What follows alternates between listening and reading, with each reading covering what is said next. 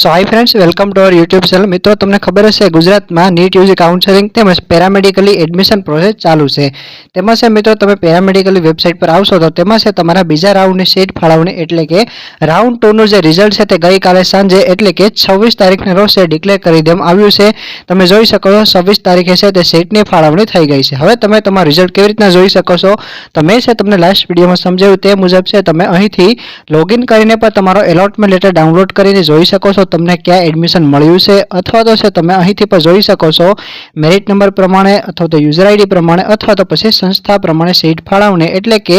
કઈ કોલેજમાં કેટલા વિદ્યાર્થીઓને એડમિશન મળ્યું છે। આ પીડીએફ ઓપન કરી અને તમે જોઈ શકો છો કે તમને કઈ કોલેજમાં એડમિશન મળ્યું છે,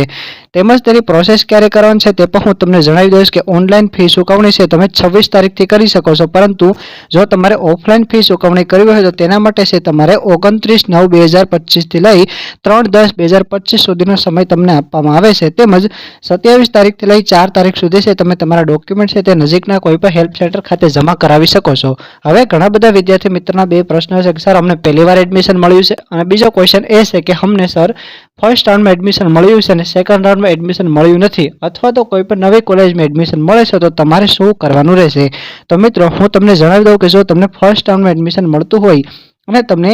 ફર્સ્ટ રાઉન્ડમાં તમારી પાસે એડમિશન છે અને તમને સેકન્ડ રાઉન્ડમાં પણ કોઈ નવી કોલેજમાં એડમિશન મળ્યું છે તો તેના માટે છે તમારે જો ફી કોઈ વધારાની ભરવાની હોય તો તમારે વધારાની ભરવાની થતી રહેશે। સપોઝ કે પહેલી કોલેજ મળી છે તેની ફી 10,000 છે અને અત્યારે કોઈ કોલેજ મળી છે તેની ફી છે તે 30,000 છે, તો તફાવતની ફી જે 20,000 છે તે તમારે ભરવાની રહેશે। પરંતુ તમારે થાય એવું કે જો પહેલા રાઉન્ડમાં છે કોઈ પ્રાઇવેટ કોલેજમાં એડમિશન મળ્યું છે તેની ફી સપોઝ કે 50,000 છે, તે છે તમે 50,000 ભરી હતી અને સેકન્ડ રાઉન્ડમાં કોઈ નવી કોલેજ મળે છે તે ગવર્મેન્ટ કોલેજ છે, સપોઝ કે બીએસસી નર્સિંગ છે, તેની ફી માત્ર 145 રૂપિયા છે, તો તમારે છે હવે 50,000 રૂપિયા ઓલરેડી તમે પે કરેલા છે એટલે હવે તમારે કોઈ પણ નવી ફી ભરવાની રહેતી નથી। તમને છે એડમિશન પ્રોસેસ પૂરી થશે ત્યારે છે તમને રિફંડ મળી જશે। અને જો મિત્રો તમને નવી કોલેજમાં એડમિશન મળે છે તેથી છે તમારે નજીકના હેલ્પ સેન્ટર ખાતે જવાનું છે, જૂનો એડમિશન ઓર્ડર હતો તેને જમા કરાવવાનો છે અને નવો એડમિશન ઓર્ડર છે તમારે હવે લેવાનો થશે, તો તેના માટે પછી તમારે નજીકના કોઈ પણ હેલ્પ સેન્ટર ખાતે જવાનું રહેશે। તેમજ જે વિદ્યાર્થી મિત્રોને ફર્સ્ટ ટાઈમ જ સેકન્ડ રાઉન્ડમાં એડમિશન મળે છે તેમને મિત્રો તમે જોઈ શકો છો તે મુજબ કે 11/15 નું જે પાઉન્સ આવે છે પોસ્ટલ કવર, તેમાં છે તમારા બધા જ ડોક્યુમેન્ટ એટલે કે ધોરણ 10 નું રિઝલ્ટ, ધોરણ 12 નું રિઝલ્ટ,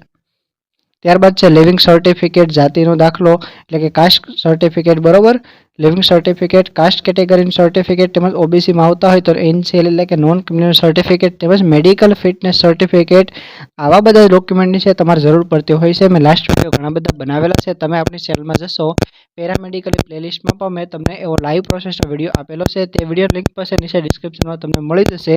ચેકઆઉટ કરી લેજો। તે મુજબ છે તમે હેલ્પ સેન્ટર ખાતે જઈ અને તમારું જે એડમિશન છે તે કન્ફર્મ કરાવી શકો છો। મિત્રો, કોઈ પણ ક્વેરી હોય તો કમેન્ટમાં પૂછજો, હું ટ્રાય કરીશ કે તમને આન્સર આપી શકો। તેમજ આવી લેટેસ્ટ અપડેટ માટે તમે છે આપણે આ ચેનલને સબસ્ક્રાઇબ કરો। થોડા સમયથી છે વિડીયો આવતા નહોતા, પરંતુ હવે છે હું રેગ્યુલરલી તમારા માટે છે તે વિડીયો ચોક્કસથી બનાવીશ। તેમજ મિત્રો, કમેન્ટમાં જરૂરથી જણાવજો કે તમને કઈ કોલેજમાં કયા કોર્સમાં એડમિશન મળ્યું છે।